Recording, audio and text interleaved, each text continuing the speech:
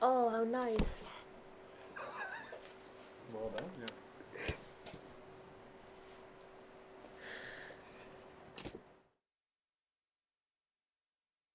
Well, ladies all over the world and gentlemen, my name is Apostle Helen Rudoki and I'm coming to you on the waves of Majesty Christian Television Network.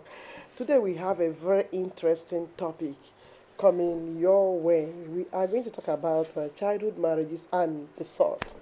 So, as an introduction, an ideal marriage is when you have the right to choose who you marry, when you marry, or if you marry at all. But what is playing out in our modern culture today is the opposite of this simple principle of marriage.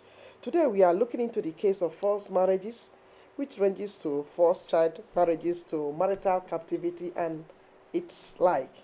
A forced marriage is when one or both people do not consent to the marriage and pressure or abuse is used to force them into the act.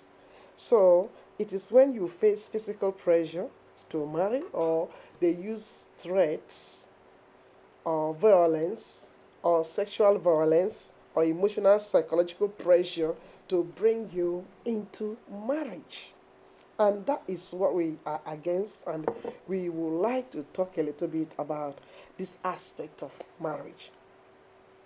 Forced marriage is an appealing and indefensible practice and is recognized as a form of violence against not only women but also children and men. So it is a domestic or child abuse, and it is a serious offense, and it should not be just left to be continued.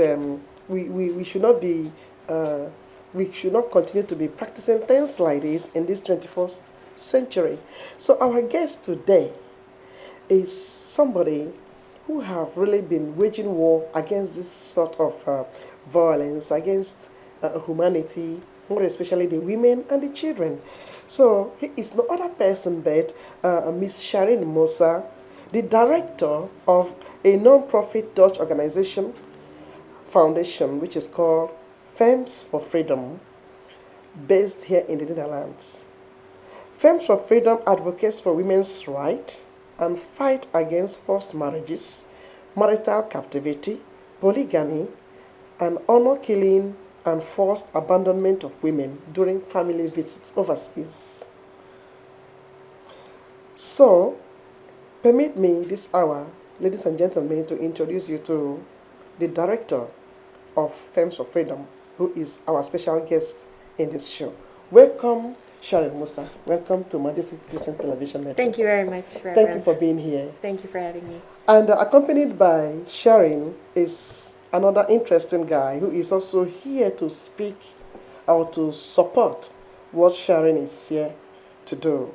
That's no other person but Mr. Dedrick Boomsma of CDR. Welcome, Dedrick. Thank you.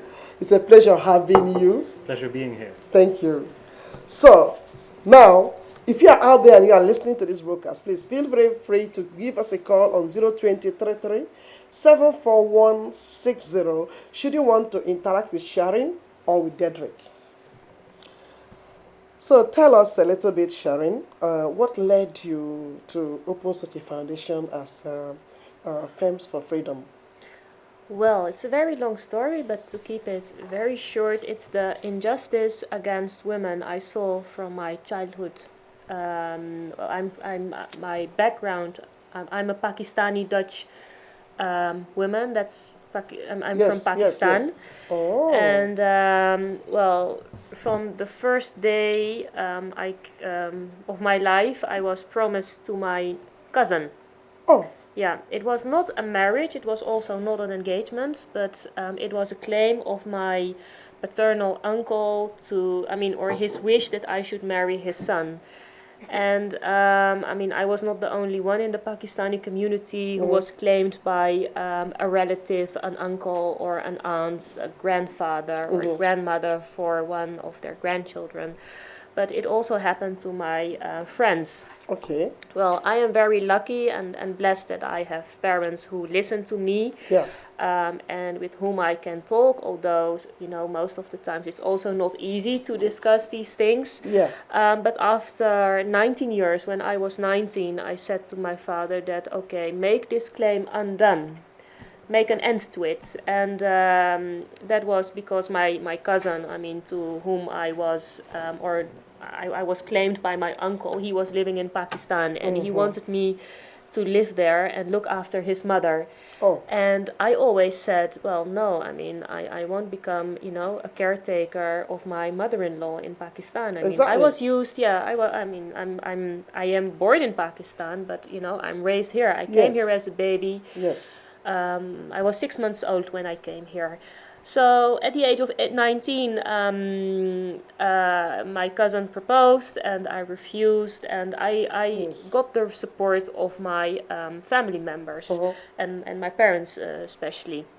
But my other friends, like one of my best friends, she got married at the age of 14, born in the Netherlands, and married at the age of 14.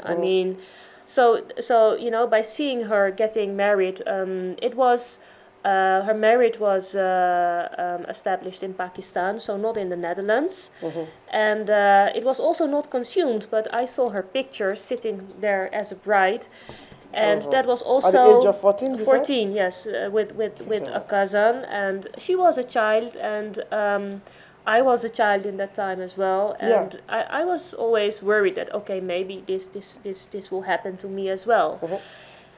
So it happened to one of my best friends, and later on I also had two best friends in Belgium. In Belgium, there was a debate about the headscarves. Girls were not allowed to wear headscarves at high school. So that was a reason for their father to for not allowing them to go to school anymore after the age of 16, and get them married at the age of 16 and 17. So in Holland we have, that was their destiny to get married. So one of my best friends, she got married at the age of 14, later another friend at the age of 16, and then later a friend at the age of 17. So while the age of marriage here in Europe is, from 18 onwards. Yes, exactly. Okay, those are child marriages when it happens before the age of 18. Sometimes it happens with the consent of a girl or boy. Let's suppose when they are in love with each other, and in strict religious communities, whether it's the Christian community, the strict Jewish community, or the strict Muslim community, people are only allowed to have a relationship within the marriage. Yes. So then also, then the family does allow them to have a relationship, but then they get married, or they have to get married. So then it happens with a consent. So, but still, I'm also against that type of marriages, because then most of the time when it happens here in the Netherlands, the girl has to go and live with her in-laws, and then she cannot, or in most cases, she cannot complete her high school, or she's not allowed to study, or she has to do, she has to look after her in-laws or husband, and then she becomes a domestic slave. It's terrible. So, but if we look to the other cases, the cases where consent is not involved, then it's not, we do call it violence, but it's rape. When it happens against your consent to marry and to have sex with the other, then it's, rape. We can call it marital rape. We can call it. Are you saying that the girl can be in that family, the family of the man, and maybe they've been betrothed? Is that the issue? Because in some cultures, when a child, when a baby girl is born, from childhood they go and betroth maybe the cousin their cousins, okay, Yes, and yes. the families was okay. This child is betrothed to this one. Is Well, that the it sort is of no, that it's just a deal they make in the family. yes? You know, there are different reasons for a child marriage. I mean, when it happens to European children, a reason is migration, because you know it's much better here than in Africa or in Asia. So migration is an important reason. You know, financial, to become financial better out of that marriage. So Yes. those are reasons, but also reasons like, I mean, in one of the cases, that you know, you only are allowed to meet men in your family. You only allowed to meet relatives in your family, and you're not allowed to meet other men out of the family. So you know, So this is we are talking about a Pakistani well, no, also family because I don't think the Dutch no, people no, also other Pakistan. communities. You know, like the Sudanese community. It child marriages also happens in the Sudanese community, Yeah. and it happens like, I mean, I have some cases of girls who are born and raised here, Yes. but girls who started to wear Western clothes, or who wanted to have boyfriends, or who were getting involved with boys, Yes. and then the family, they don't accept it. They say, well, we don't accept this attitude of yours. Then they go back to Sudan and force them to marry a cousin or some other person from Sudan. Yeah. And you know, then It's Sudanese law, then terrible. the law also allows child marriage, for example, in Sudan, because Sudanese law, the national Yeah, family Sudan. law of Sudan, says that at the moment a girl is developing breasts, or you know, she becomes a woman, then the parents are allowed to get her married. So then you let's suppose you are a Dutch girl, born and raised here. You are brought to Sudan, and because you're on Sudanese territory, Yeah. then even the Dutch government is not allowed to do something, because they say, well, Sudanese law applies on that specific case. Really? So this is, Even when you are a Dutch citizen? yeah, because most of the time also a second nationality is involved, the Yeah, yeah, nationality yeah, yeah, of yeah. the parents. Yes. And well, because the children are not 18 yet or 16, then that law, the law of Sudan, also applies on them. Another example of child marriages or a community, it also happens, for example, largely in the Somali community, Egyptian community, and the Algerian community.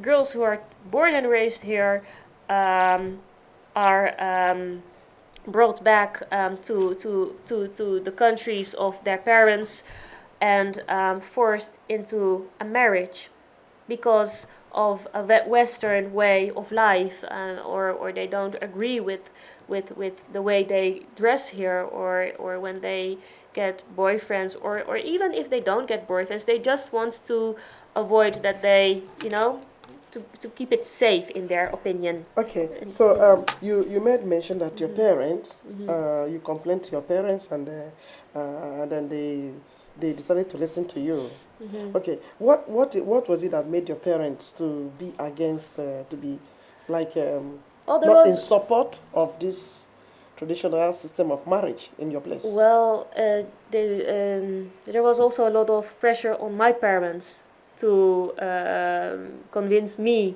to marry my cousin.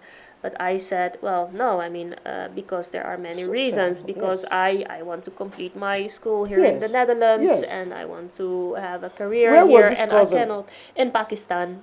And This is so funny. yeah, So but you know, so all I the have time he was just parents. waiting. He was just waiting He to was marry you. waiting to marry me, yes, and well, it is very strange because It's terrible. I never, well, I never had any conversation with him, but he was looking forward to marry me, and that's very funny, you Very, know. very, very, very funny. Well, No, but you know, it's funny, but at the same time, it's also it was also painful for me, because when I said to my parents that, okay, just end this claim, my whole life it was, expected from me that I would marry him. Yeah. So it was like a divorce of a marriage, I mean, which never, Never yeah, happened. never Never happened. happened. Yeah, it was, also, closing a chapter of my life. And that's weird, but I Terrible. managed to convince my parents. But a lot of girls, like my best friends, they Couldn't couldn't. convince, yes. And I'm 37 now. Yeah. My best friends are 37, 38 at the moment, and they have children who are 18 now, who are Jesus. 17 now, Yes. and none of them completed their education, yes. and all of them are unhappy housewives. Yes. And I have a very different life, and their life is very limited, and they know it's limited. Yes. It's true. But the strange thing is that they also expect from their children To do the same. to do the same. And they have selected. There are claims from other relatives that for their children to marry their children. Yeah. So then it's a vicious circle. Mm-hmm. Exactly. And it's not only my story, but I'm inspired also by the injustice against these girls, but also boys, because when girls are forced to marry, The boys are as forced well. to marry as well. Yes, exactly. And in internet. So how I'm so interested in this discussion. So your community, your Pakistani community. So how do they now value your father and your mother and you? Well, Were you they do. ostracized? Well, my direct family members, they are still not happy with With you or yeah, with your with me, parents? because none of the, I mean, I am from a family of 5 daughters and 2 sons, Okay. and none of my sisters and me, we didn't marry with family members, That's so good. they are very angry. They don't like us, so later I married somebody else, and it ended up in a divorce, and then they say, this is God's punishment because you didn't marry any of us. No, it's a lie. And they also say, well, if you're just not a good person because you didn't bring a relative to Europe via a marriage, so To where? well, via if you marry someone in Pakistan, Yeah. he can also join you here in the Netherlands. Oh, now it's for But, another benefit. There are benefits, and that's also Not for your own comfort. It's No, for but I the think benefit of the family. the In benefit other of the words, if you family, are yes. rich, the richness has to go round and round, Yeah. just around You didn't care about No, the benefit no, of the no, no, family. no. So, I don't care. My direct family members, my father and mother, they support me, and I don't go that much to Pakistan. But and I am very lucky that I've never been in that situation. Yes. But other girls. And that's what Yeah. you are fighting for now. Yes. That's a very good cause. God will surely bless you. Yes. Do you want to add to what she has just said? Well, it's fascinating, the story. Yes. I don't know. I have no personal experiences with this. I just grew up in the Netherlands here, Yeah. so we have very different cultural practices here. But Yeah. through Shirin and others, I've come to learn about these things going on even in our cities, in Amsterdam, in Rotterdam, in Yeah. other big cities in the Netherlands as well. It's terrible. And yes, this is something we absolutely have to put a stop to. Yes, We have to exactly. Make it very clear Exactly. that not only is a forced marriage illegal, It and is. it should be pursued through various means, even maybe stating that it's also kind of a forced slavery, sort of human trafficking or these kind of things. Yes. But also that these cultural practices do not belong in this In country. this, yes, So not if- only in this yeah. country, in this 21st century, they Right. should not be practicing this sort of outdated cultures. Right. People must be given the chance to marry who they want to marry. Yeah. Absolutely, yeah. So I don't believe in the issue that a child, because you are a girl, then you have to be forced into marriage. There is this part of Nigeria that is advocating for that now. So I think your campaign has to reach to that side of Africa. Yes, because they are advocating that a child of 10 years Yeah. should be given to marriage. For what? Yeah. Incredible. What does she know about marriage? Well, physically, it's So if you're also out there, you are watching this program, and you are planning to give your daughter to marriage, please, that is not right. In this 21st century, allow the girls to make a choice of who they want to marry. Don't give them into marriage because of your own selfish interest. Let them go to school, become good people, and then marry whoever they want to marry. By so doing, you have given them a good future. But to enslave them is wrong. yeah. It also hurts their bodies. I mean, a girl of 10-year-old, she cannot deal with a male body of 20 or 25 years old. I mean, What are you saying here? it's very sad. Yes. The consequences of forced marriage. I mean, physically, emotionally, but also when it comes to education, it ruins her life. Exactly. And the doctor I told you that the doctor I told you that came for reconstruction was made mention of something called female vagina fistula. He said vagina fistula happens among girls who have been forced into marriages, because they are too young Yes. and they've been forced into marriage. Now they carry pregnancy, Yeah. and it's too hard for them to Yeah. push Yes, out the yes, baby. yes, In the yes. process of pushing out the baby, then it tears their bladder, tears their vagina, Yes, and tears yes, their anus, yes. and then things begin to leak, Yes, it's and very- then they begin to smell. Yeah, Their whole body begin to smell. yeah. And the same man that married them now will abandon them to go for another girl. So why would we accommodate something like this in this 21st century? No, we should really fight against forced marriages, but also help out all the girls and women who wants to get out of that marriage. Exactly. Because most of the time, they need the consent of their husband or a religious authority to get a divorce, and then it becomes marital captivity. Yes, I And, would like you to explain that, because I was reading through your website and I got in contact with words like that, So I said you will just explain to our viewers out there what you mean by marriage captivity. Oh, And marital. then polygamy, we know that. Then honor killing and forced abandonment of women during family visits overseas. What Yes. does that mean?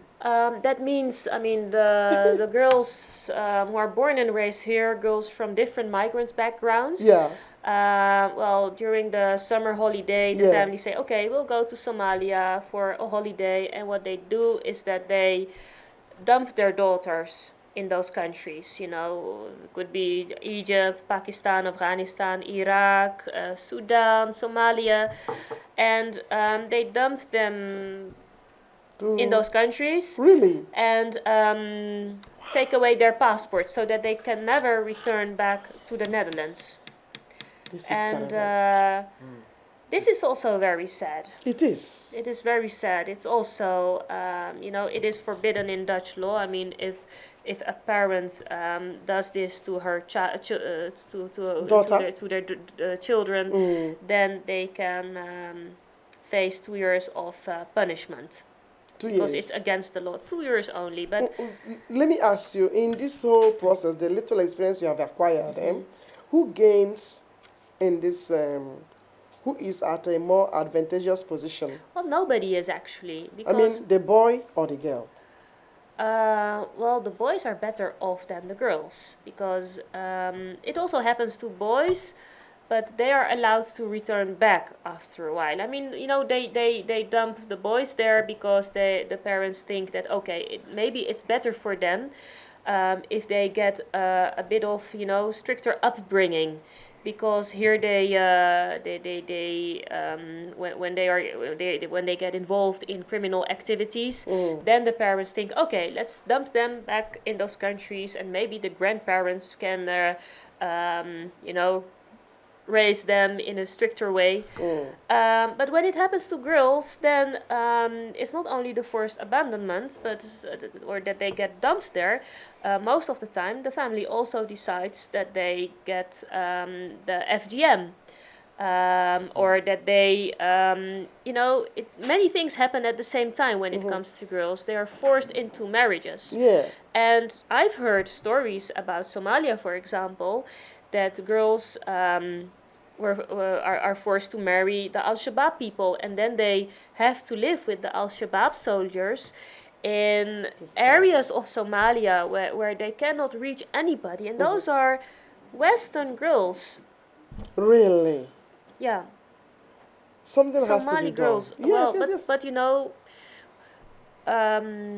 we're trying to do something, but there should be more awareness, and it's not Yes. only a cultural thing Mm-hmm.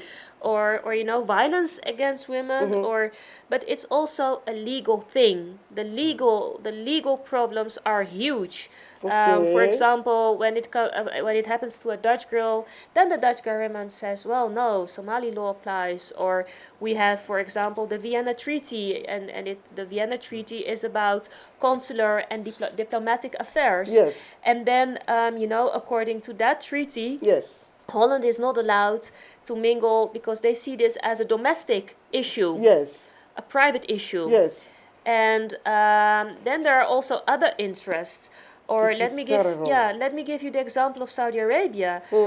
Last year there was a Saudi case at Fun for Freedom, and the girl or the woman, she was married with a Dutch Christian, and she was her parents did not accept that marriage, so the mother faked her cancer and that she was going to die.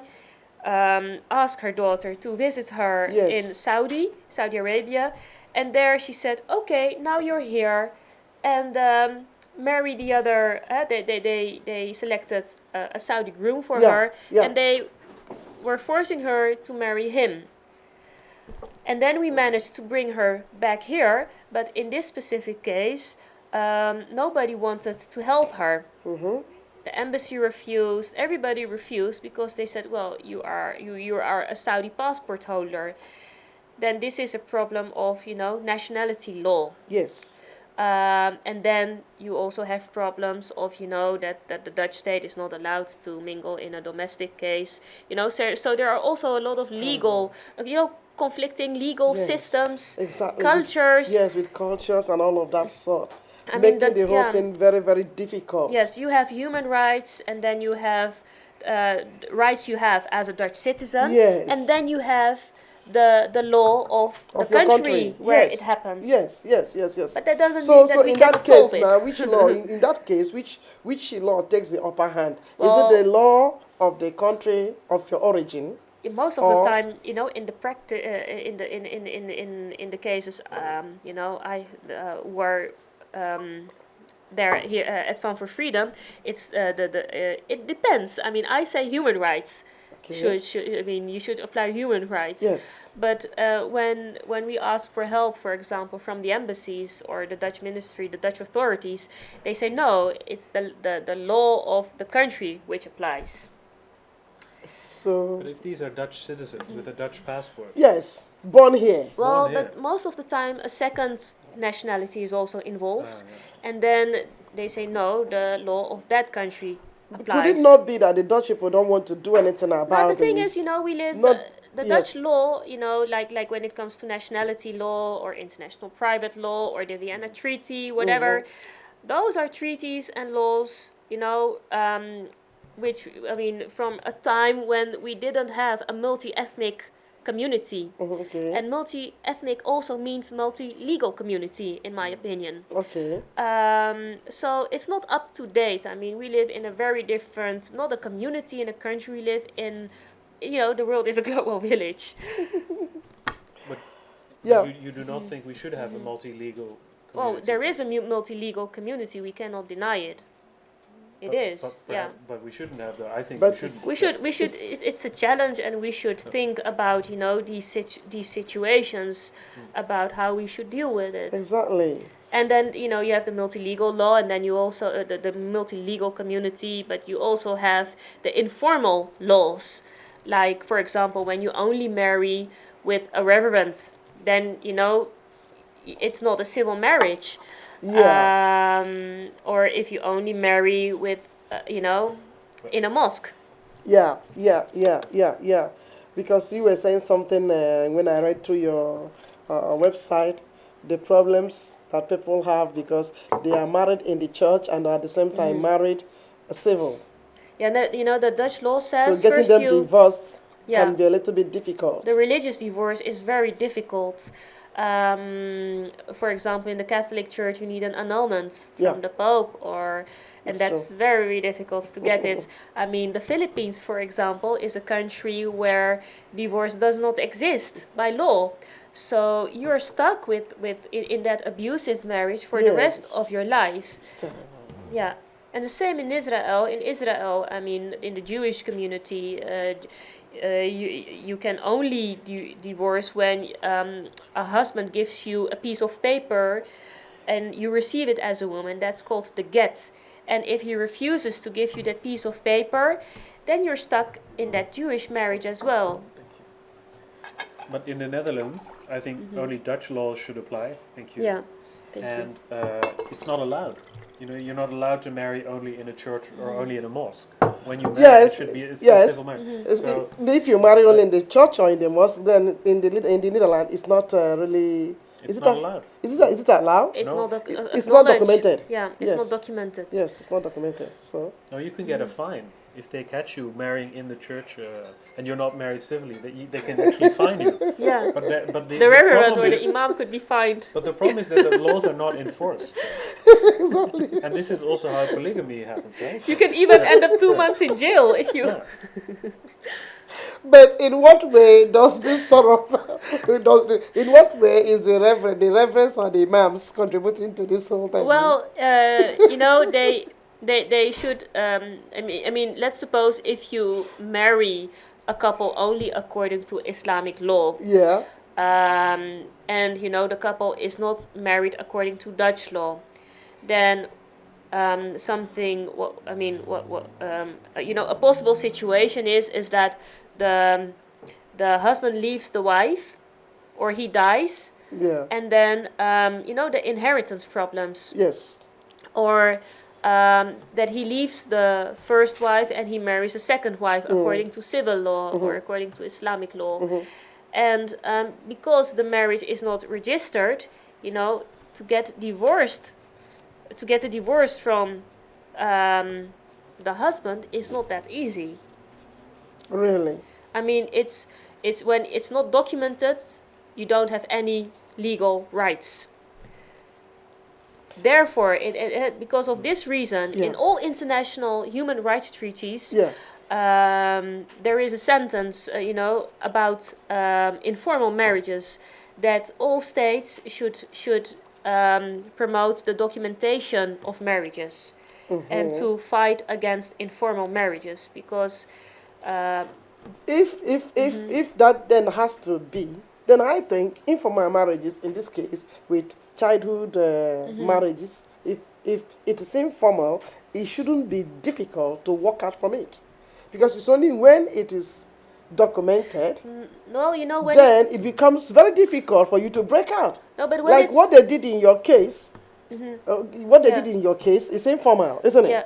Now, first I got married according to civil law, and then I got married according to Islamic law. No, I'm Why? talking about with your cousin. Yeah, with my cousin. Yeah, the one you were talking about who No, wanted that to was marry a claim. you. That was a claim. That was That not was just a claim. Yeah, that was. So there was no marriage involved. No, there was no marriage involved. But when it comes to religious law has no jurisdiction.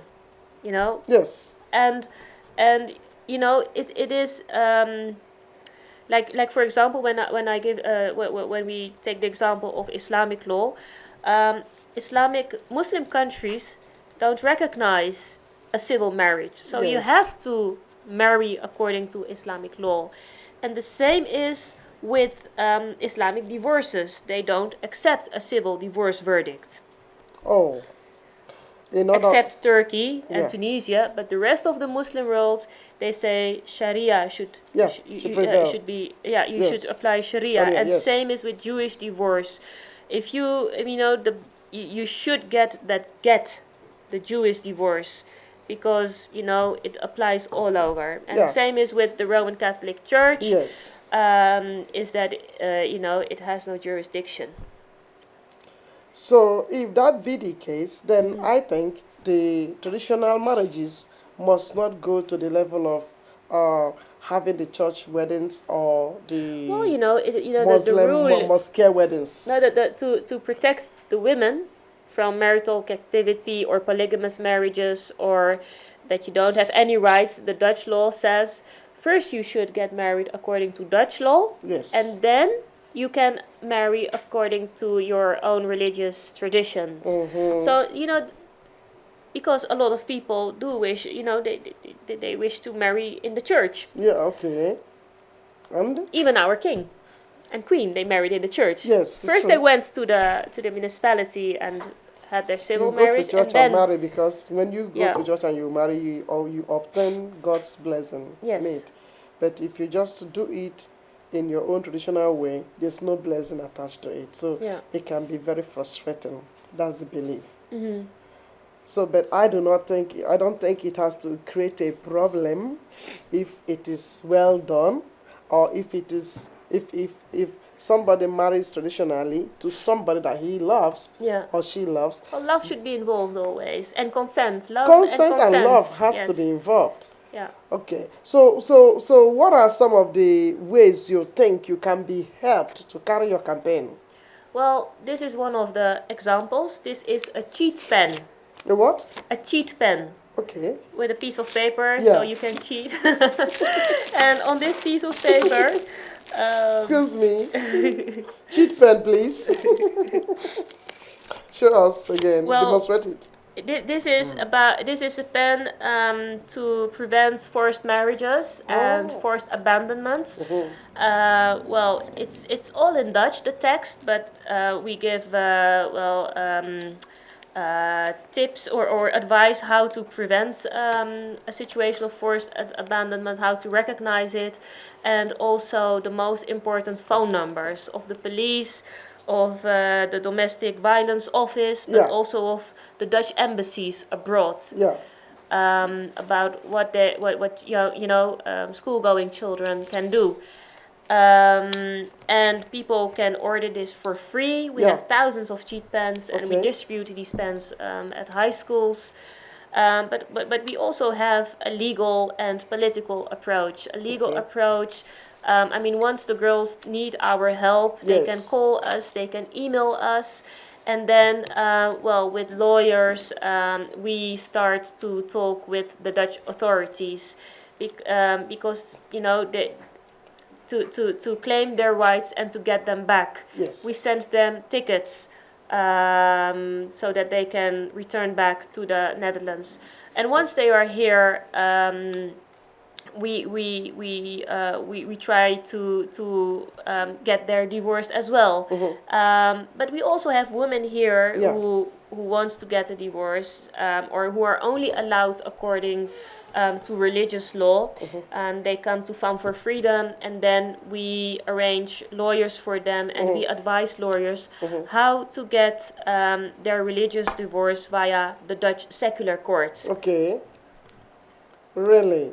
And then we go to the courts, Yeah. and we request the judge to give a verdict based on the Dutch Wrongful Act article and human rights treaties, to give a verdict to the husband, or to the couple, that he has to cooperate with the religious divorce, otherwise he'll get a penalty.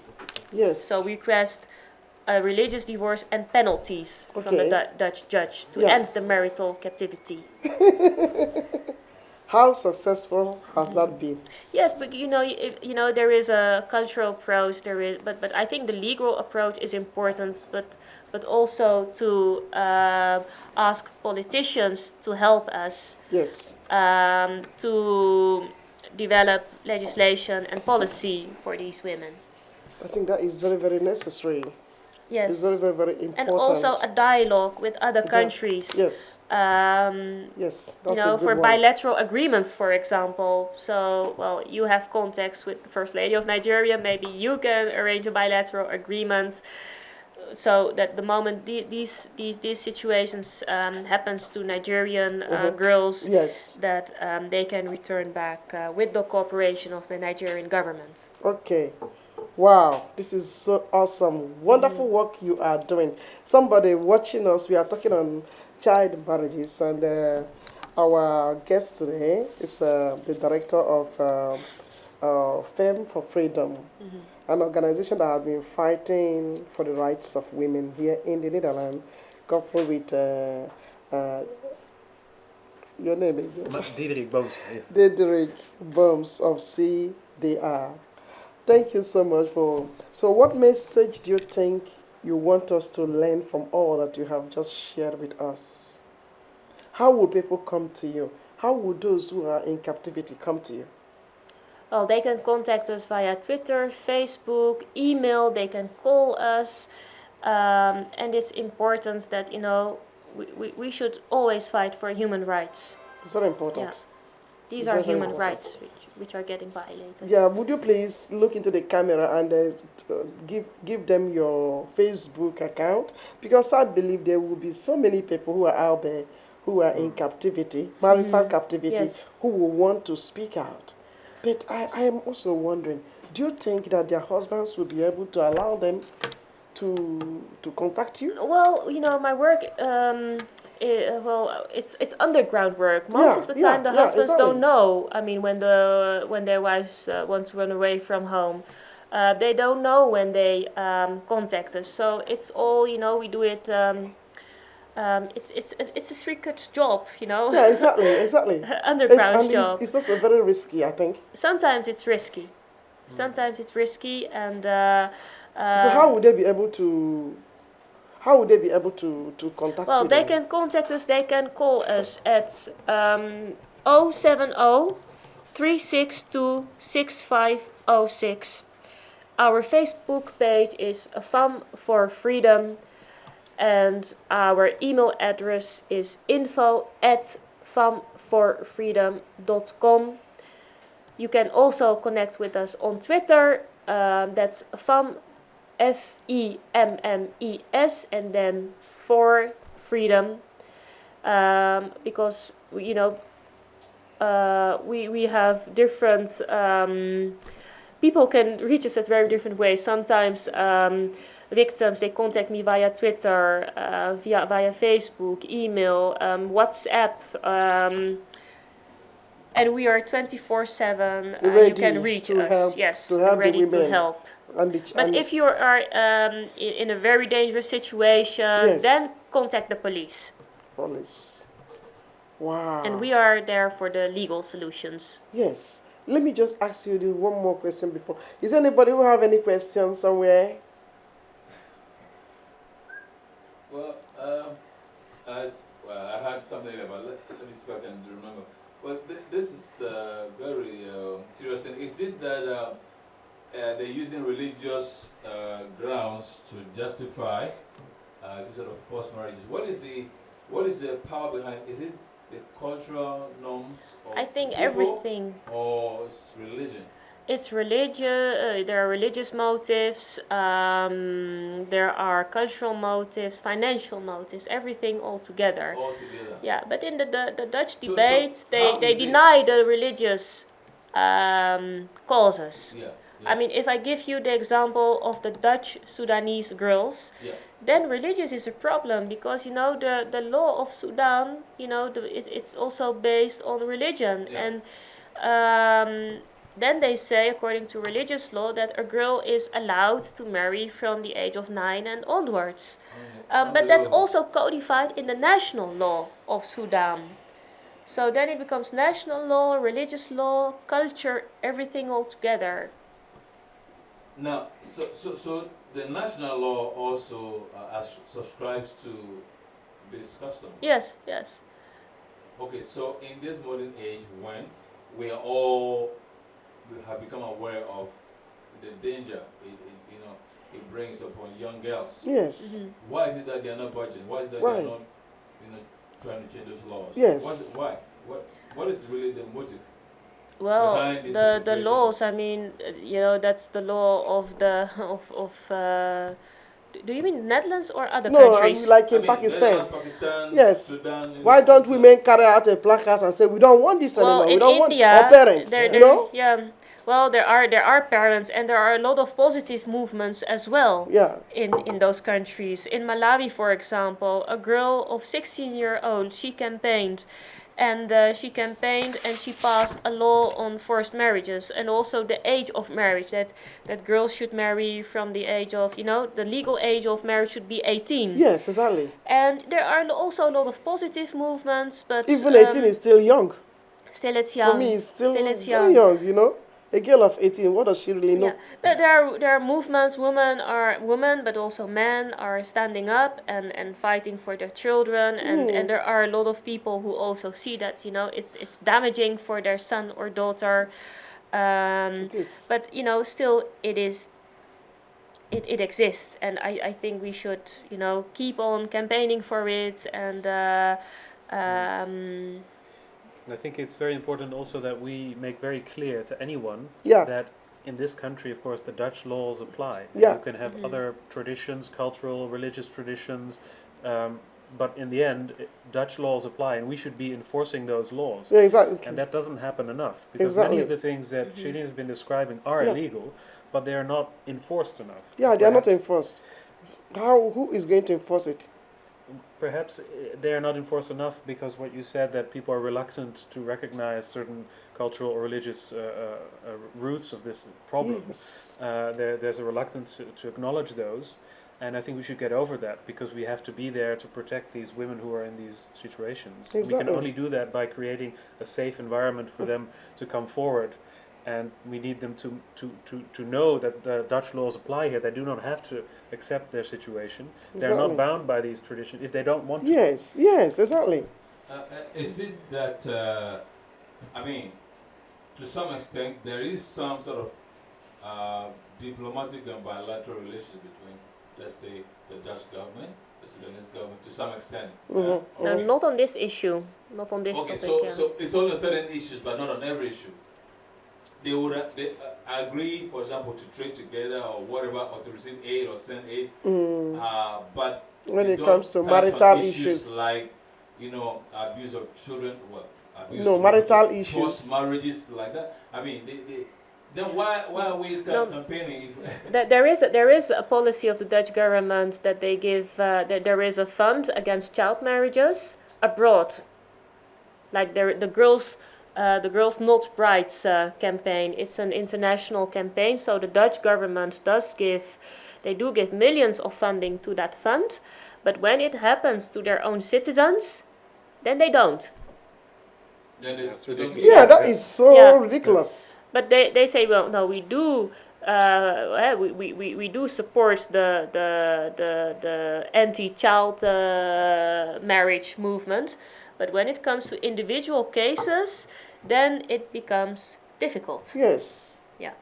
So they are being hypocritical. That's a double standard. Yes, exactly. That's all we can. So we think CDR can help us to Yeah. implement some, Yes, hopefully, yes. isn't it? Oh, finally, two political parties in Dutch Parliament are convinced that a same sort of fund should be created as well for Dutch women. Because until now they cannot, nobody pays for their tickets. I mean, I do the crowdfunding for the women. Oh. So after the summer holidays, it will be discussed in Dutch Parliament how to solve the ticket issue and Yes. other practical issues for these women. So therefore, we have to keep on visiting the politicians, and it's not that I'm the only one who visits them and tell them the stories, but I do it together with the women who suffered, Yeah. with real life stories, Okay. so that they hear it themselves from the former victims. Yes. And then, at this way, we try to convince them of, To sponsor. to help To us. help. Yeah. Yes, exactly. Wow. Thank you so much for such Thank a noble you. work you are doing. Thank you very Thank much. you. Thank you so much. You are really giving so many women, putting smile in the lives of those who have been in captivity. God richly bless you. So we hope that you will just continue with the campaign, and at the same time, not only just to sit here, but just try as much as you can to work with other African countries like Nigeria, as I Yeah. told you. I think you can make a very good impact as well in that We area. have to work together. Yes, Yeah. it's good. It's good. And then if there are other things you think we can help you to announce through this channel, then you let us know. I will. We'll be in Thank you. support to your work. So that's it for now. Dedrick, do you want to say something? No, Is there anything you want to add before no. we sign off? No, I'm very happy. I hope we also, as politicians, we should do more, much Yes. more. I think Yes. in this case we have to overcome perhaps a reluctance. We have to exert diplomatic pressure in these cases. Yes. And we should definitely take this further. Yes, more especially if it has to do with a Dutch person, you know. Absolutely, yes. You guys don't just have to sit and warm your benches. Do something, you know. Do something. Yeah. Send forth your voices out there, and Yeah. I believe that there will be a change somehow. Thank you. Thank you very Thank much. you for. So those of you who have listened to us, this has been 101 with Ms. Sharon Musa, the director of Firms for Freedom. So you want to contact them, please, you can also call us on 020-337-4160, and then we will give you our website. For those of you who are smart, this is the card, and then you can see it, the telephone number and everything is there. Go to even Facebook, Google Sharon, and then just drop a little message, a little hint. She will fish you out wherever you are. God richly bless you for watching us. Thank you. Bye for now. And keep watching Majesty.